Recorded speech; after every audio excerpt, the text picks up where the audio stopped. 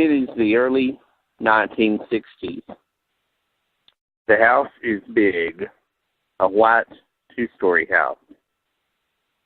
There is a working father who appears from time to time. There is a much older sister who is no longer at home. There are two much older brothers. The house is very large with rooms upstairs. There is a console television with a stereo record player in it. So there are movies and TV shows and lots of popular music on record albums and 45s. All of this is played frequently.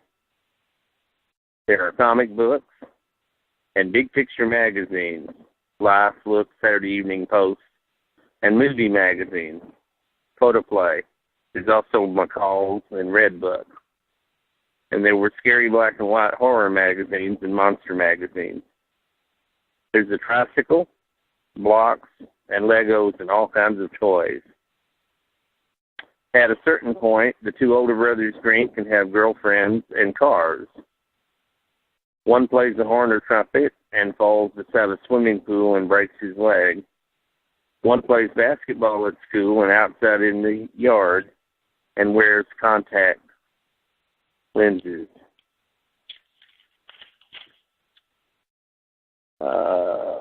When I was 3, I was a clown and wore a clown costume for Halloween. And my dad took pictures of this at the studio, and he took me from house to house, and I would say trick or treat and vote for Goldwater.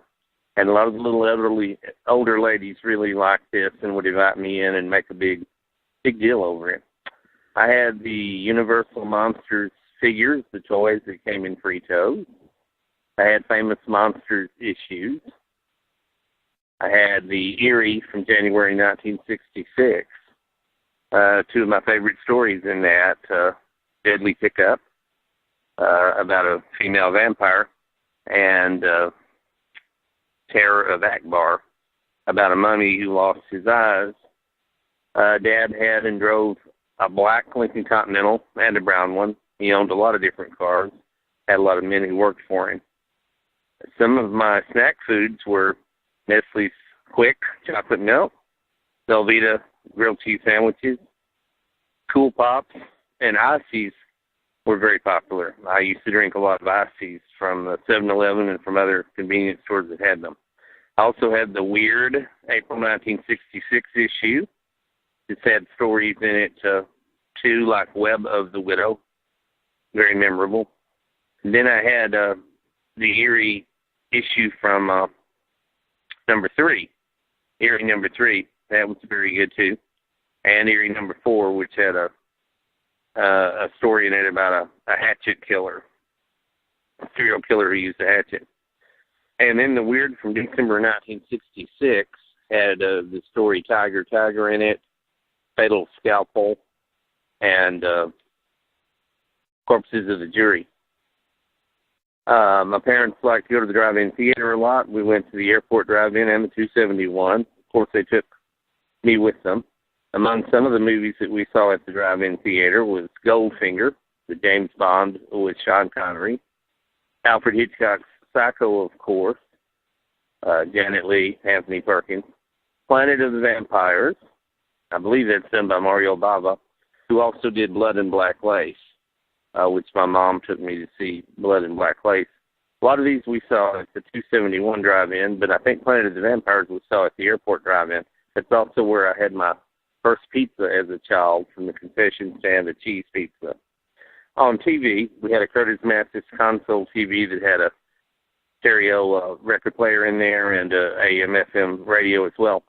On television, I used to watch Lost in Space, Doc Torrey, Honey West, Outer Limits, Batman, Batgirl, Bewitched. My dad liked Big Valley. I also would watch Avengers, Underdog, Bewitched. I had a G.I. Joe I received one year for Christmas.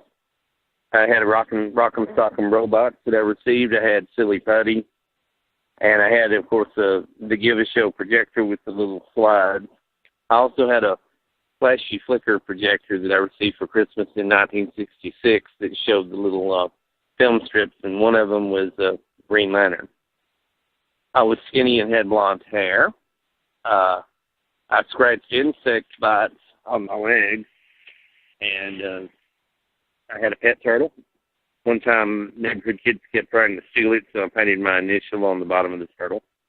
I had a tractor and small cars in the yard. One time I hid for hours behind the chair, and my mom and brother were frantic looking for me, and I was just eating it up. I was laughing and thought it was hilarious. I liked chili dogs, especially from the Dairyette, a couple of blocks away across from the hospital. And I liked barbecued chicken, which my mom would make. I had a Shetland pony that my dad bought me down there in my grandmother's backyard. She had a 1-acre garden. We kept the Shetland pony there. It developed a foot disease, and a man came to try to treat it, and it kicked him and cut his hand open. That's the first time I had seen a profuse amount of blood. And the Shetland pony died in a short time. It had to be put to sleep. I had a lot of comic books. I once had some monster playing cards, famous monsters playing cards.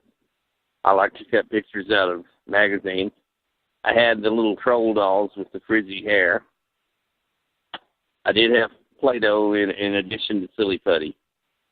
I had a 7-foot-tall Frankenstein poster, which my mom mounted on cardboard for me, and I got behind it one time and used it to scare my niece and nephew, my sister's kids, Brenda and Sammy. They were just terrified by that 7-foot-tall cardboard Frankenstein that I walked toward them with. Another movie we saw at the drive-in was Die, My Darling, with Tallulah Bankhead, Stephanie Powers. Once cut my foot on broken glass on the way to a small grocery store. My mom bought me a 45 of Georgie Girl by the New Seekers. Some of the 45s around the house was What Is Love by the Playmates, Shabbat by the Mystics. My brother liked to listen to an album of Al Hurt, and there were Pete Fountain records too, and Dean Martin. My mom liked to watch the Dean Martin show on TV.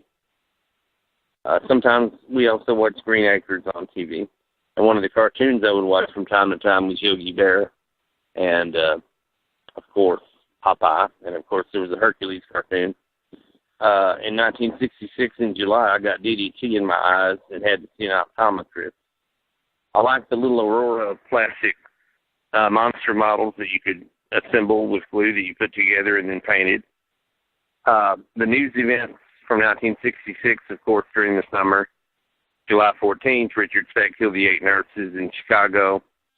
And I remember playing in the hall while my dad was sitting at the table eating steak and salad. My mom used to fix that for him, and he was looking at the Dallas newspaper about the 8 nurses having been tied up, strangled, and stabbed by Richard Speck. And I remember my dad remarking, why didn't one of them pick up something and knock him in the head?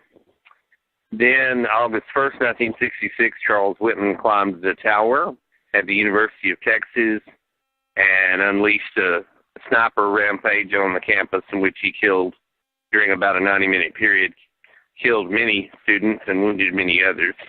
And that resonates with me because we went to see my uncle in San Antonio, and in order to get there, we passed through Austin. And my mom and my grandmother talked about what had happened and about the tower. We passed by the tower there at the University of Texas. So that is my synopsis, my short video about my early childhood. Let's bring Nancy Sinatra in there. Like Nancy Sinatra, she was on Ed Sullivan a lot. I had Nancy Sinatra record album. And that wraps up my early childhood. Notice I'm culminating it in 1966. I'm not going any further than that. And most of the events referenced and talked about and shown in this video are from 1964, 65, and 66. Thank you very much. This is Rich Vernadeau. I hope you enjoyed my early childhood.